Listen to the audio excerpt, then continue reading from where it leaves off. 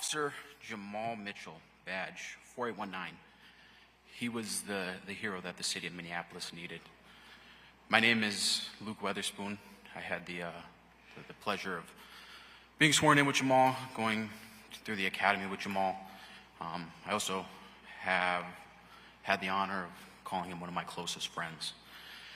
Today I'm honored to tell you about my guy, Officer Jamal Mitchell.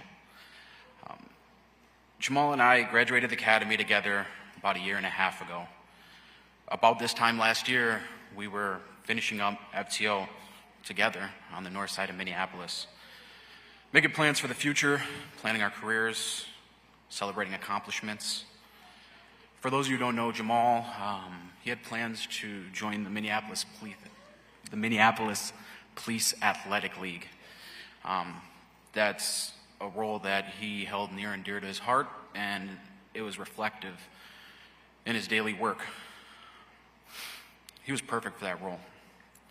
He had plans. He had a very bright future ahead of him. I'm still in utter shock about the events that unfolded. As a police officer, you are consistently engaged with people on the worst day of their lives. You witness tragedy and see genuine pain. Words cannot express the emotions that I had when I found out that there was a fallen Minneapolis police officer. There are not words to explain the emotions that exist when you find out that that fallen police officer was somebody who you consider a brother. As soon as I found out that there was an officer down, Mitch was actually my first call. It's still so painful to imagine what his family is going through. When I saw Tori walk into HCMC that day, it broke my heart. I will forever view being a police officer differently from that day moving forward. Jamal was much more than a police officer. He was an outstanding father, strongly engaged with his children. I talked to him on the phone a few weeks ago, and I heard him talking to his daughter, Mason. It stood out to me because of his genuine love for her. You could hear it in his voice. That specific conversation ended with him having to go and get his sons from the bus stop. Jamal lived for his family. Jamal loved them unconditionally. Jamal never missed an event for his kids, to include plays, dance recitals, birthdays. He did all of this on top of working a good amount of overtime, volunteering with the community, and the other demands that come with being a police officer. Jamal was deeply driven by his ability to give back to the community. He volunteered with the Boy Scouts of America, countless food shelves, coached basketball, and he always enjoyed giving back to his community. Jamal was incredible. Jamal was also a good friend. He was nice, respectful. He was always bringing everybody together. He was all-inclusive, and he always had a plan. He would always check up on you, even though he was busy doing all the things that he did. He would always make time for you. For those who don't know, his son and I have the same birthday. After blowing out the candles, putting his kids to sleep that night, he actually beat me to my own birthday celebration this year. I was sent a picture of him and my other friends waiting for me. Jamal always had your back. He was always someone you could count on. If you were lucky enough to call Jamal your friend, you could count on him amping you up, celebrating your accomplishments and successes. If you were lucky enough to have Jamal as your friend, he would call you when he was grabbing food, see if you wanted him to pick you up something. He was always so thoughtful. Jamal would call me, and he would tell me, "I checked your work schedule for XYZ day. I noticed that none of your squad partners are working.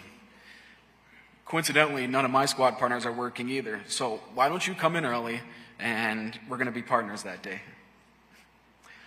I wish I would have done that more. Jamal was an avid basketball player. Besides being part of the group at the Maple Grove Lifetime, he took a lot of pride in coaching the kids. I remember in the academy, we had some downtime one day, and as a class, we played a game. Not only did he show off his abilities, but he showed us that he was a team player. Jamal was a hero off the job, too. The day before he was taken from us, he put on a pair of his prized Nikes from his extensive shoe collection and took his kids to the pool. For those of you who don't know, Jamal was absolutely a sneakerhead. He noticed while he was at the pool that there was a kid in the water struggling to stay above the water. Jamal jumped in, still wearing his favorite pair of Nikes on his feet, to save the child. Jamal was the kind of guy who saw someone in distress and everything else went out the window. Dr. Martin Luther King Jr. once said, "The ultimate measure of a man is not where he stands in moments of comfort and convenience, but where he stands at times of challenge and controversy." Jamal became a Minneapolis police officer after a brief stint as an airport police officer. He decided to serve the city of Minneapolis because we needed him.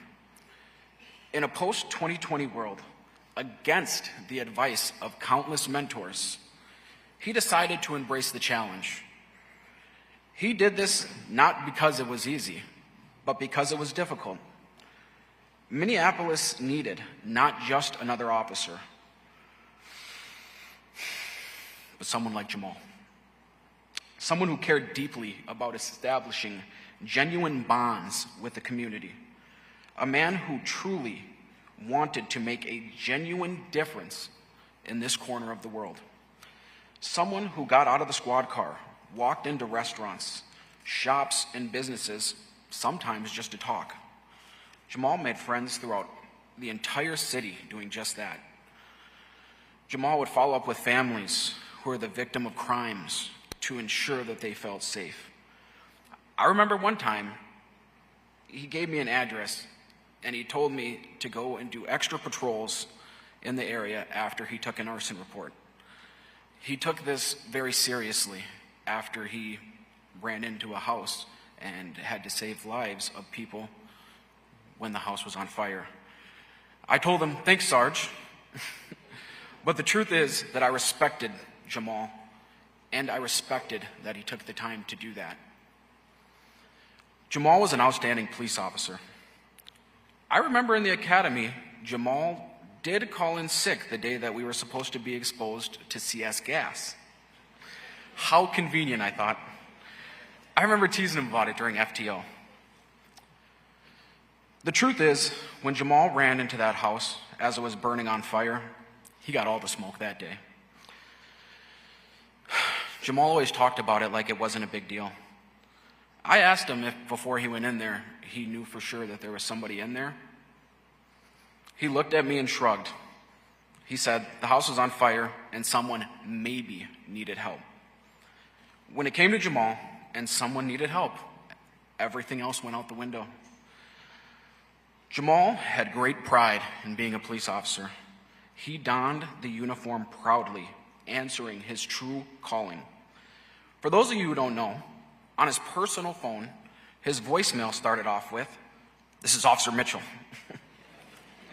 I remember teasing him about it. From the first time I called him, I heard that voicemail. Jamal took great pride in the oath that he gave, and he proudly proclaimed himself as an officer. I always admired that about him. The last time I saw Mitch was 5/30/2024. I had to work late that morning. I was not happy about it. After finishing my reports, I walked out of the report writing room at the precinct. I was running towards the door. On my way out, I saw Mitch standing in the hallway at the precinct. The anger that I had harbored quickly dissipated. We made eye contact. We looked at each other for a second, and I said, "Goofball Jamal." He looked at me and said, "Dookie Lukey." Mitch had a way about him that seem to just always bring a smile to your face. Mitch is the hero that the city of Minneapolis needed.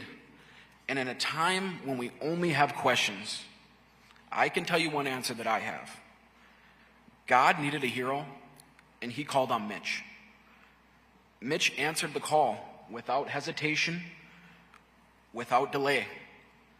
Mitch rode the wings of an angel, arrived at the gates of heaven, greeted by a contingency of family and friends. He was welcomed with open arms. Mitch and his family made the ultimate sacrifice in the name of peace. We must continue the legacy that he designed. We must stand by his loved ones and continue to advocate for peace in the community. When Abraham Lincoln gave the Gettysburg Address, he stated, "It is rather for us to be here dedicated to the great task remaining before us, that from these honored dead we take increased devotion to that cause for which they gave the last full measure of devotion." We must, and I repeat, we must continue Mitch's legacy of community engagement. He was an avid community member and worked hard to establish many significant relationships with the community that he served. He gave his free time to serve others, and in his own words, attempted to make this corner of the earth a much better place. Mitch succeeded in doing that. Mitch was devoted to encompassing what the city of Minneapolis needed in its officers. He was profoundly engaged in community policing, from coaching basketball, reading to children, or making his rounds to visit stores and restaurants in the community. The best way that we can honor Mitch is to spend quality time with his amazing family, to show them how much we appreciate the sacrifice that Mitch made.